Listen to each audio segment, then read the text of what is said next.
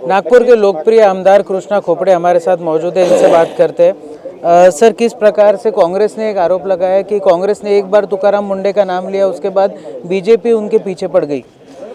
नहीं, कांग्रेस की तो ये हर समय दोगली नीति रहती है। कांग्रेस ने काय के लिए तुकाराम मुंडे का नाम लिया मुझे मालूम नहीं, लेकिन महानगर पालिका में वो 7 महीने 2020 में रहे और 7 महीने के अंदर उन्होंने इतना गुल खिलाया क्या कारपोरेशन का तो विकास के माध्यम से जीरो ही थे, लेकिन एनजीओ और मीडिया के वो ज़्यादा प्रेमी थे। कारण कहीं पर भी दौरे पर जाते थे तो अधिकारियों को मालूम नहीं रहता था, लेकिन मीडिया और एनजीओ को मालूम रहता था, वो वहाँ पर पहले पहुँच जाते थे।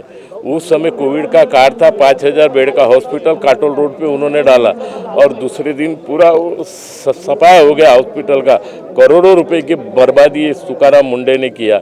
महाराष्ट्र शासन ने 17 कर्मचारियों को लेने के आदेश दिए थे, पिछले कमिश्नर ने आदेश फॉलो किए शासन के, और उन्होंने 6 महीने काम किए, पहले 4.5 साल काम किए और उनकी बेनिफिट देने के लिए फाइल जब हुई तो इसी तुकाराम मुंडे ने, जबकि शासन के आदेश के शासन के ऊपर कोई तुकाराम मुंडे नहीं है, फिर भी उसने ओवर रूल करके शासन के ऊपर वो आदेश दिया और 17 कर्मचारियों को बंडतर्फ किया। और हाई कोर्ट में भी इतने बड़े बड़े वकील लगाए कि बेचारे क्लास 4 कर्मचारी वो टिक नहीं सके। उसके बाद उसने स्मार्ट सिटी का कोई अधिकार उसको नहीं था। 20 कोटी रुपए के एक कॉन्ट्रैक्टर को सही चेक देने के लिए उसने पूरा प्लानिंग किया और उसने चेक वहाँ पर इशू किया। खुद चेक के ऊपर सही किया, कभी निगम आयुक्त चेक के ऊपर कभी सही नहीं करता, अकाउंट ऑफिसर करता, लेकिन उसने किया। और उसके खिलाफ हमारे संदीप जोशी और संदीप जाधव, उस समय महापौर और सत्ता पक्ष नेता थे, दोनों ने एफआईआर दाखिल किया।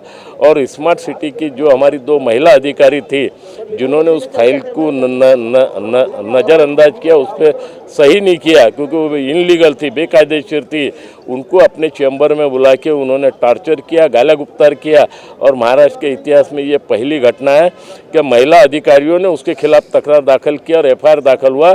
और उस समय अनिल देशमुख महाराष्ट्र के गृह मंत्री थे, इसलिए वो कार्रवाई हो नहीं सके। और महाराष्ट्र के माहिती आयोग खंडपीठ में गए। खंडपीठ ने भी 2023 को मुख्य सचिव को आदेश दिया था कि आप ताबड़तोब इस पर कार्रवाई करो, परंतु लिपापोती हुई, आगे कुछ कार्रवाई हुई नहीं।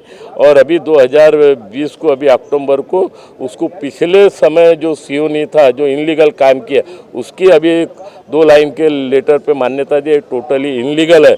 और इसीलिए हाँ, और कल मुझे इस संदर्भ में धमकी भी आई है, मैंने उसके खिलाफ भी गुना दाखिल पुलिस स्टेशन में किया है। पुलिस ने वो कौन है वो भी टेस्ट किया, ऐसा पुलिस कमिश्नर ने मुझे बताया। और हमारी लक्ष्यवेधी मेयर प्रवीण दटके जी ने लक्ष्यवेधी सबमिट किया है, बहुत एक 1-2 दिन में लगेगी। और तुकाराम मुंडे को डिसमिस करो और मुख्य सचिव और पुलिस महासंचालक के मार्फत चौकसी करो, ऐसी मांग सर, किस तरीके की धमकियाँ आपको आ रही है जब से आपने तुकाराम मुंडे के खिलाफ में आवाज़ उठाना शुरू किया? तुकाराम मुंडे के विरुद्ध जब से अपन ने लक्ष्यवेधी डाले, 4-5 दिन से कंटिन्यू मीडिया में सब ये चीज़ें आ रही है। और इसीलिए उनके जो प्रेमी हैं उन्होंने मुझे तुकाराम मुंडे के विरुद्ध बोलो मत, तुकाराम मुंडे के विरुद्ध बोलोगे तो गलत परिणाम होंगे, गलत भाषा का उपयोग किया। मैं इन धमकियों से कभी डरता नहीं, लेकिन कल मैंने पुलिस में भी तकरार दाखिल किया और वो एफआईआर भी दाखिल हुआ है। एक आखिरी सवाल सर, नागपुर में किस तरीके का डेवलपमेंट के मुद्दे इस बार उठाने वाले हैं आप? नहीं, नागपुर शहर को आपने 10 साल पहले का भी देखे, जिन कांग्रेसियों ने 50 साल नागपुर शहर को अंधेरे में डाला था, और हमारे नेता नितिन जी गडकरी और देवेंद्र फडणवीस जी के माध्यम से आज शहर का चित्र बदला। आज नागपुर शहर का नाम पूरे देश में नंबर 1 पर है। और इसीलिए नागपुर शहर के अनेक प्रश्न भी है, वो भी हम विधानसभा के माध्यम से हल करेंगे। भाजपा आमदार तो ये थे कृष्णा खोपड़े, जो कि बात कर रहे थे किस तरीके से तुकाराम मुंडे पर जब उन्होंने अपना विरोध जताया, उस विरोध के बाद में उनको निरंतर धमकियों का सिलसिला उनके ऊपर में थम नहीं रहा। और साथ ही साथ में उन्होंने ये भी बताया कि अनिल देशमुख की जिस तरीके से बैकिंग थी तुकाराम मुंडे को, उस बैकिंग के चलते आमदार कृष्णा खोपड़े को भी यहाँ पर धमकियाँ मिल रही है।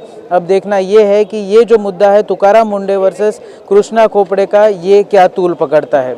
वीडियो जर्नलिस्ट प्रवीण सूर्यवंशी के साथ मैं शांतनु अग्रवाल, महान्यूज़ 7 नागपुर।